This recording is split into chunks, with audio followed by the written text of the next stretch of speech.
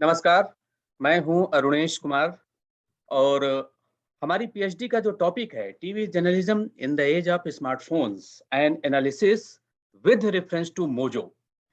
और इस टॉपिक पर जो इंडस्ट्री एक्सपर्ट्स के साथ इंटरव्यू करने का हमारा सिलसिला चल रहा है, इसी कड़ी में आज बेहद खास मेहमान एबीपी न्यूज के सीनियर करेस्पॉन्डेंट श्री प्रणय उपाध्याय जी जुड़ रहे हैं। बहुत बहुत स्वागत, बहुत बहुत आभार अपना समय देने के लिए प्रणय जी।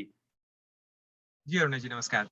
सबसे पहले आपसे यही जानना चाहूँगा कि आपको क्या लगता है कि जब से ये स्मार्टफ़ोन आप लोगों के हाथ में आ हुँ। गए हैं, कॉमन सिटिज़न्स के हाथ में आ गए हैं, तब से पत्रकारिता जगत पर, ख़ास तौर पर टीवी पत्रकारिता पर क्या असर पड़ा है, क्या प्रभाव पड़ा है?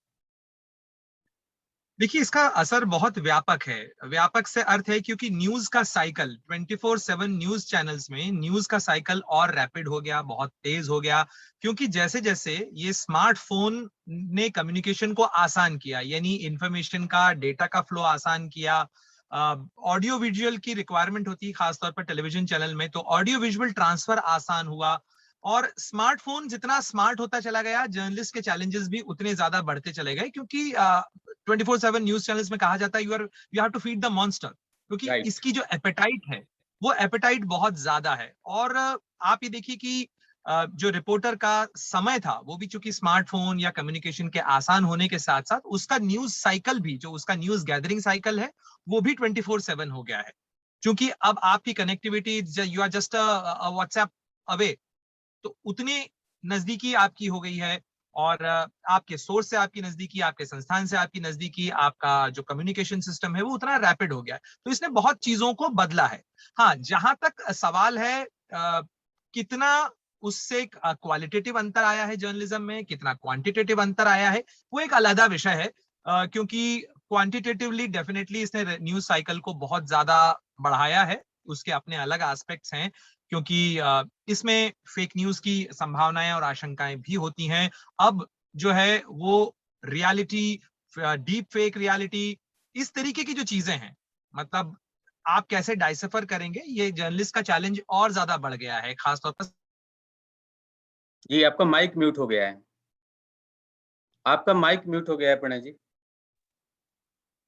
जी, आपने चैलेंजेस की बात की, तो इसमें एक जो मेजर ड्रॉबैक्स के तौर पर इसको देखा जा रहा है मोजो को ख़ास तौर पर कि एक बड़े चैनल ने अपने यहाँ से बहुत सारे कैमरा पर्सन्स को जॉब से हटाया है क्योंकि अब उनका ये मानना है कि हमें मल्टीटास्कर लोग चाहिए। अगर रिपोर्टर ही कैमरा पर्सन का काम कर लेता है, तो हमें कैमरा पर्सन की क्या ज़रूरत है?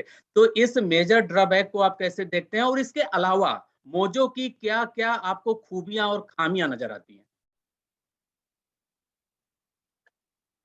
देखिए, माध्यम और उसकी जो तकनीकी पक्ष है, वो जर्नलिज्म में बीते 3-4 दशकों के दौरान काफी तेजी से चेंजेस हुए हैं। चूंकि मैंने अपना career digital, print, television, radio सभी में किया है।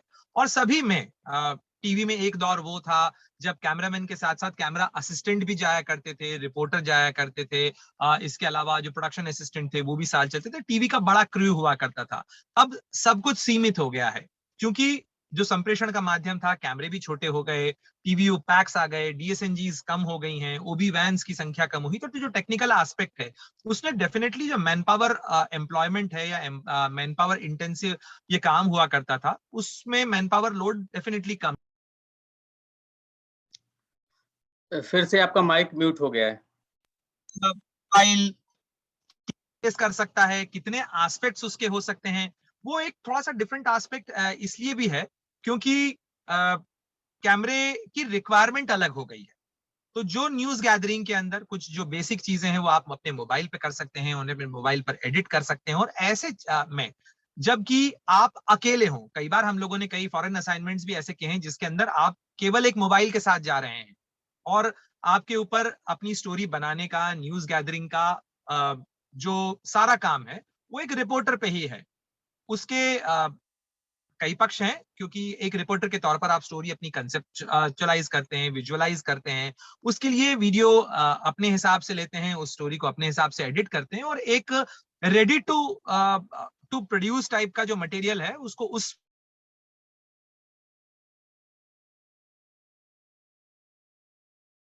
प्रोसेसिंग के लिए अवेलेबल होता है, क्योंकि स्टोरी का एक basic concept, basic visual, audio, आपका जो वीओ है वो, ये सब आप करके और फिर ऑफिस को दे रहे हैं, ये एस्पेक्ट है। लेकिन डेफिनेटली स्मार्टफोन्स के कैमराज की अपनी लिमिटेशन है। जो विजुअल कैमराज हैं, जो बड़े कैमराज हैं, उनकी अपनी डेप्थ है, उनकी जो विजुअल क्वालिटी है, अल्टीमेटली ये ऑडियो विजुअल मीडियम है। इसमें विजुअल जितना सुंदर होगा, जितना प्रभावी होगा, जितनी डेप्थ होगी, उस प्रोडक्शन क्वालिटी के अपने लाभ हैं।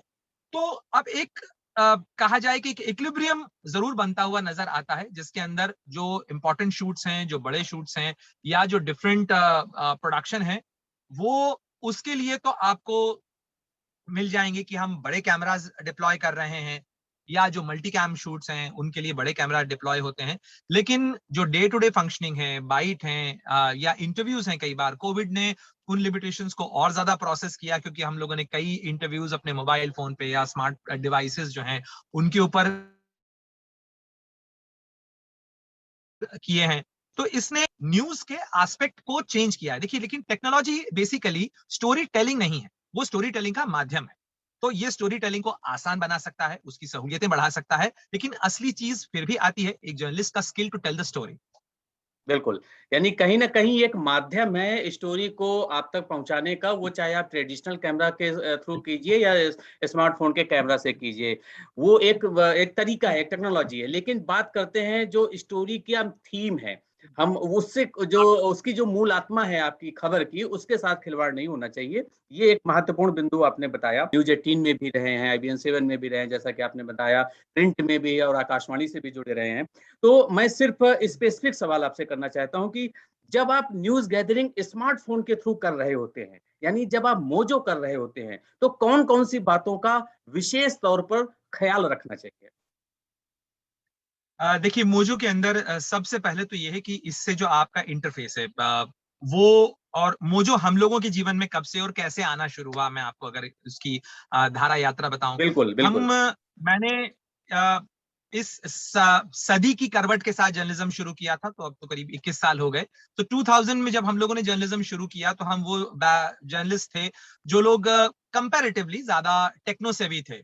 यानी हम लोगों ने कागज के ऊपर लिख के और खबरें फैक्स कम की हैं, लेकिन हम लोगों ने अपनी खबरें टाइप हम करते थे। ये वो समय था जब कंप्यूटर बढ़ रहे थे, न्यूज रूम के अंदर कम लोग होते थे जो लोग की उतना सेवी होते थे। वरना पहले कागज के ऊपर खबरें लिखी जाती थी, फिर ऑपरेटर उन्हें चलाता था, उसके बाद बिल्कुल। प्रूफ रीडर पढ़ता था, फिर पेज पे लगती थी। तो उन एस्पेक्ट के साथ मोबाइल फोन, जैसे ही मोबाइल फोन्स आए, हम लोगों ने कहा जाए कि अपने करियर की शुरुआत ही मोबाइल फोन्स के साथ की। तो हम लोगों की कनेक्टिविटी, सोर्स के साथ कनेक्टिविटी, लोगों से मिलना, मैसेजेस, ये कम्युनिकेशन धीरे धीरे धीरे धीरे इस 2 सदी के अंदर, 2 दशकों के दौरान, मतलब 2 दशकों के दौरान ये ज्यादा आसान हुआ है। और इस 21वीं सदी के अंदर जैसे जैसे कम्युनिकेशन आसान हुआ, ये इंटरफेसेस और ज्यादा सुगम होते गए। बहुत सारे ऐप्स आ गए, हम भी ऐप्स का इस्तेमाल करते हैं। कई ऑर्गेनाइजेशंस ने अपने ऐप डेवलप कर लिए।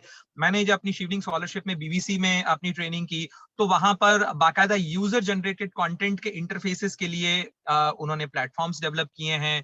उसके अलावा उनका वेरिफिकेशन, उनके अपने जो सॉफ्टवेयर्स हैं वो इस तरीके के हैं जिसके अंदर आप अपने कंटेंट को जनरेट करके और पूरी स्टोरी अपने स्मार्ट डिवाइस के ऊपर या लैपटॉप के ऊपर आप एडिट कर सकते हैं।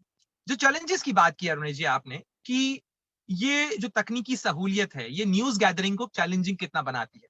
देखिए, एक सबसे पहला जो चैलेंज होता है वो ये होता है कि मल्टीटास्किंग संस्थान के लिए आपकी सुविधाएं बढ़ा सकता है, संस्थान की सुविधा बढ़ा सकता है, उसका मैन पावर लोड जो है वो कम कर सकता है। लेकिन एक जर्नलिस्ट का जितना समय न्यूज गैदरिंग में जाना चाहिए, वो समय उसका डिवाइड हो जाता है। तो उसको बिल्कुल। विजुअल गैदरिंग के ऊपर ज्यादा ध्यान देना पड़ता है। फिर जो समय उसका न्यूज गैदरिंग पे लग सकता था, वो अपने सोर्स को कल्टीवेट कर सकता था या और ज्यादा इंफॉर्मेशन गैदर कर सकता था, वो उसको अपनी स्टोरी एडिट करने में, जो कि काम पहले दूसरे लोग किया करते थे, उसमें बढ़ जाता था। दूसरी बात यह है कि टेक्निकल लिमिटेशंस हो जाती हैं कई बार स्मार्टफोन्स के अंदर। जो अगर मैं बिल्कुल टेक्निकल एस्पेक्ट पे बात करूं, तो इसके अपर्चर की, इसके कैमरास की हुँ। फिर भी सीमाएं हैं। तो कई बार ये होता है कि विजुअल की क्वालिटी बहुत इंप्रेसिव नहीं होती।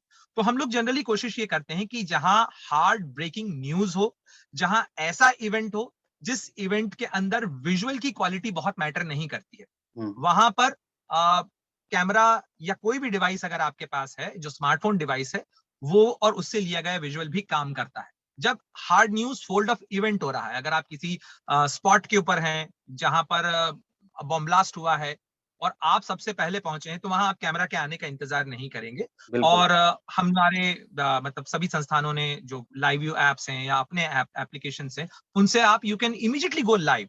So that gives an added advantage to the organization, to the journalist to go live as soon as possible.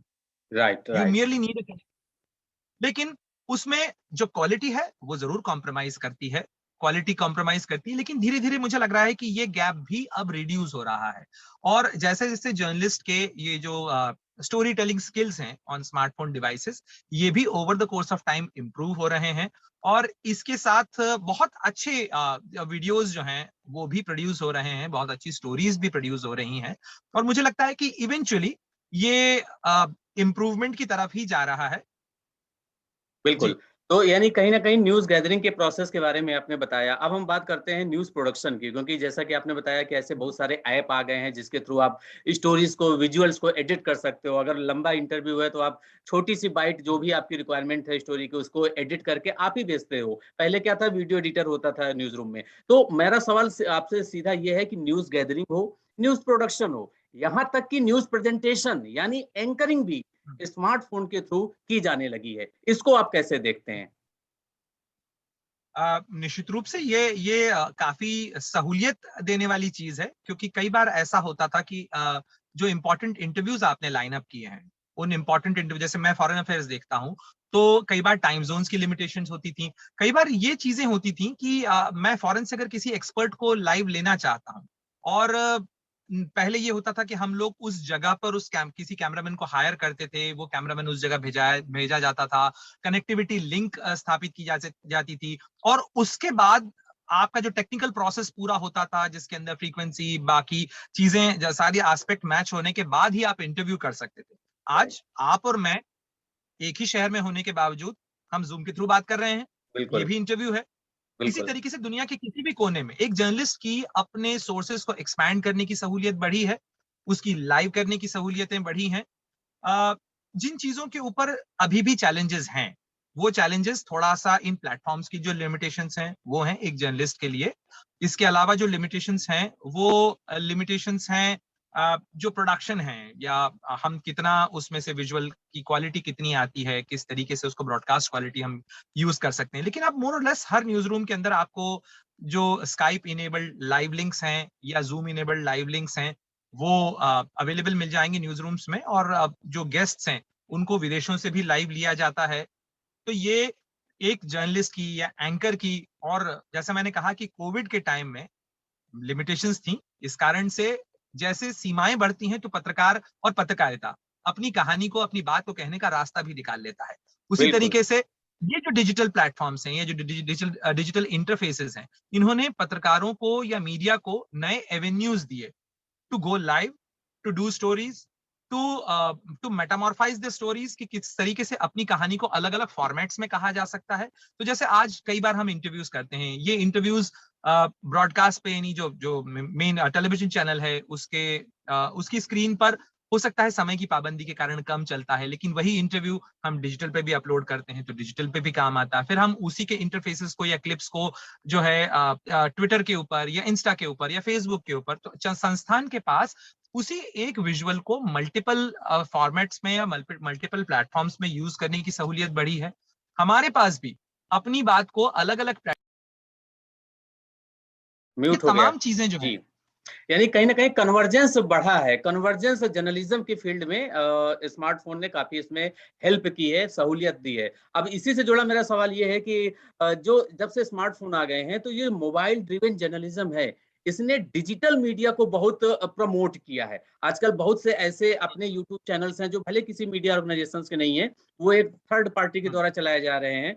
लेकिन क्या उनके लिए कोई रेगुलेटरी अथॉरिटी होनी चाहिए या नहीं? क्योंकि आपने देखा है कि एनबीए ने अभी हालाँकि अपना नाम बदल के एनबीडीए कर लिया है, लेकिन वो सिर्फ़ उन्हीं के लिए है जो उनके अपने मेंबर्स हैं और उनके मेंबर्स जो न्यूज़ चैनल्स हैं, वो उनके न्यूज़ चैनल्स के लिए गाइडलाइंस हैं और उन्हीं न्यूज़ चैनल्स के जो डिजिटल प्लेटफ़ॉर्म्स हैं, उनके लिए गाइडलाइंस हैं। ओवरऑल मेरा सवाल ये है कि डिजिटल प्लेटफ़ॉर्म्स के लिए मौजूद होनी चाहिए या नहीं? देखिए, दुनिया भर में ये चैलेंज काफी बढ़ा है, कि जर्नलिस्ट कौन है, क्योंकि अब हर व्यक्ति जो अपने स्मार्टफोन के साथ में ब्रॉडकास्ट कर सकता है, अपना यूट्यूब चैनल खोल सकता है, और मतलब आप within the click of few, मतलब within the span of few mouse click, you can, और maybe some taps on your touch screen phone, you can start your own channel.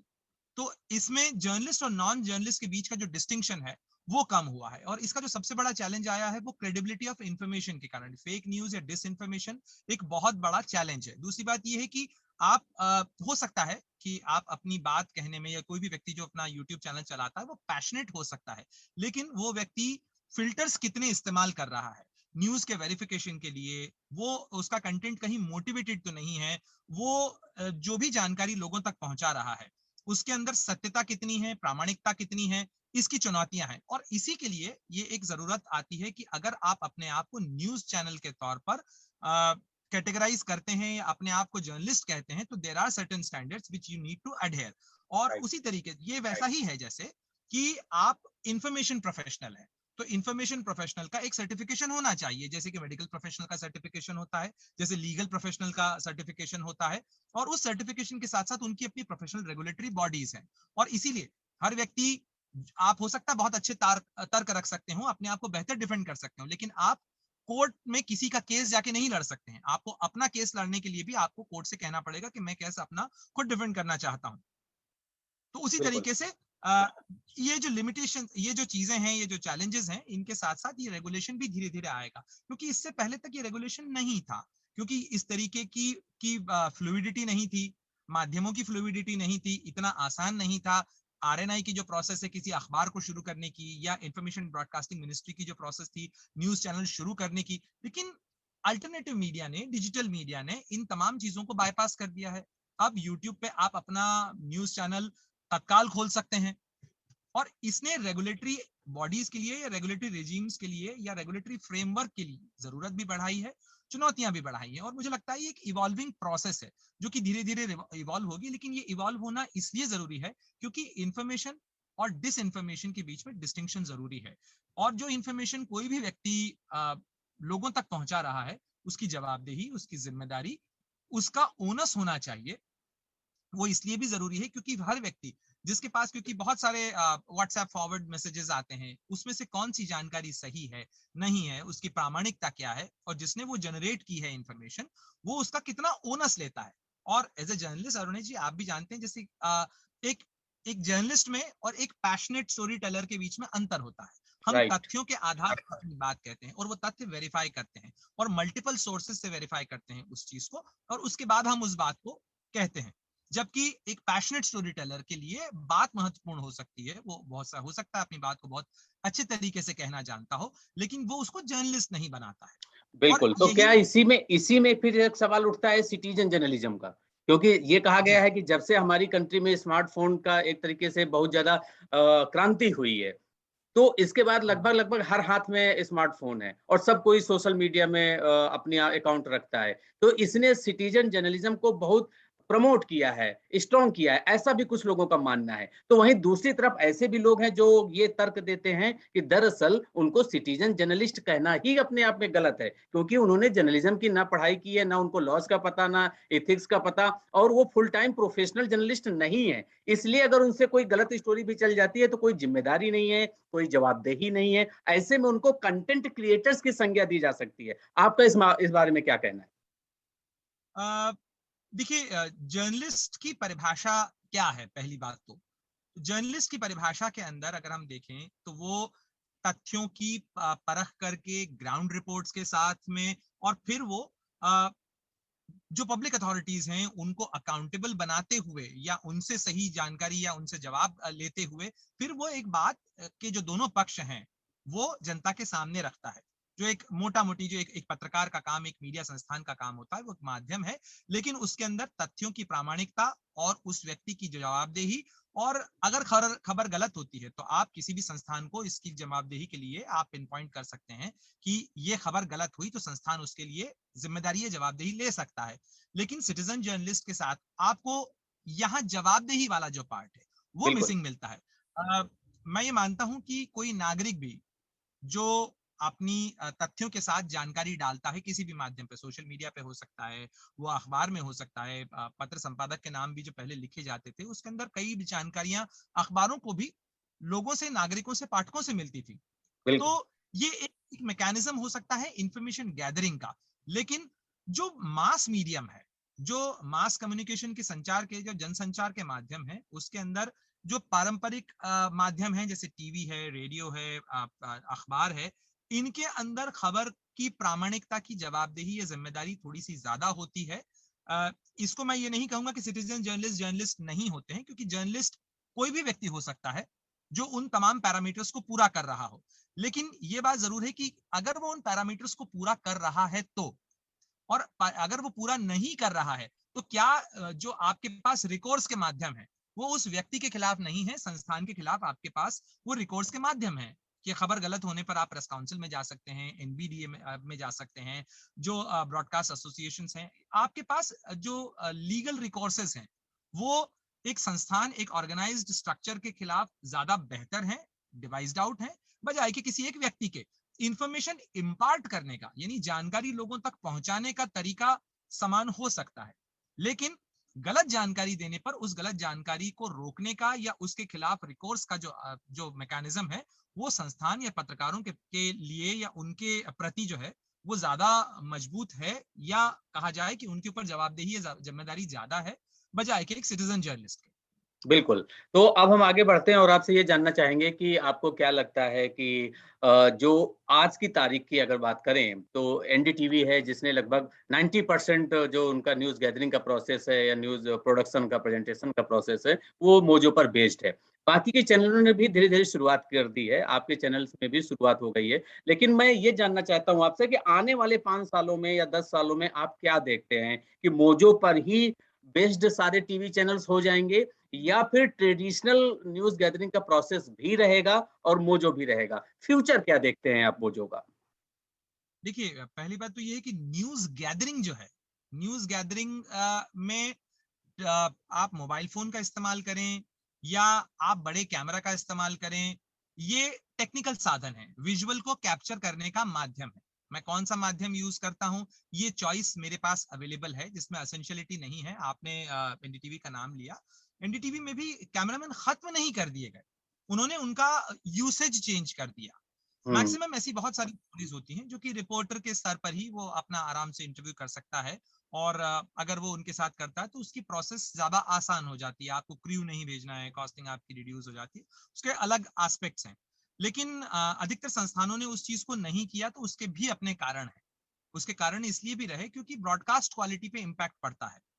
आप इसीलिए अगर ये सवाल महत्वपूर्ण हो जाता है कि आने वाले समय में क्या टीवी चैनल पूरी तरह से मोजो को अपना लेंगे या नहीं? अ, इसकी संभावना ज्यादा है कि मोजो पर आधारित, क्योंकि जैसे जैसे स्मार्टफोन के कैमराज, जब हम आर्टिफिशियल इंटेलिजेंस के इस्तेमाल जर्नलिज्म में इसके ऊपर हम बात कर रहे हैं कि किस तरीके से आर्टिफिशियल इंटेलिजेंस का इस्तेमाल बढ़ा है, तो स्मार्टफोन के अंदर आर्टिफिशियल इंटेलिजेंस का काफी इस्तेमाल होता है। इसके अलावा जो मशीन लर्निंग है वो भी चीजों को उसने धीरे धीरे धीरे मशीनें स्मार्ट हुई हैं, और इन स्मार्ट मशीन इंटरफेस के साथ साथ जो डिवाइसेस हैं वो ज्यादा केपेबल हुए हैं, उनकी कैपेबिलिटी बढ़ी है। आज फिल्में शूट हो रही हैं मोबाइल के ऊपर, या बिल्कुल, जो बड़े कैमरास थे फिल्म के कैमरास को भी छोटे कैमरास ने रिप्लेस कर दिया है। बहुत सारी जो फिल्में हैं वो जो छोटे कैमरास हैं उनके ऊपर शूट हो रही हैं। तो ये माध्यम है, तो मुझे लगता है कि आने वाले समय में पत्रकारों को भी अपने आप को इस चीज के लिए तैयार करना चाहिए कि वो मल्टी इंटरफेस इस्तेमाल करने वाले प्रोफेशनल हैं, जो कि अपनी स्टोरी के अनुसार अपने डिवाइस का चयन करते हैं। कई बिल्कुल। स्टोरीज ऐसी हैं जो मोबाइल फोन पर बहुत अच्छे से कही जा सकती होंगी, कई स्टोरीज ऐसी हैं जिनके लिए बड़े कैमरास की जरूरत है, कई स्टोरीज ऐसी हैं जिनके लिए जो आपके डीएसएलआर हैं उनकी, उनसे आप ये अपना काम कर सकते हैं।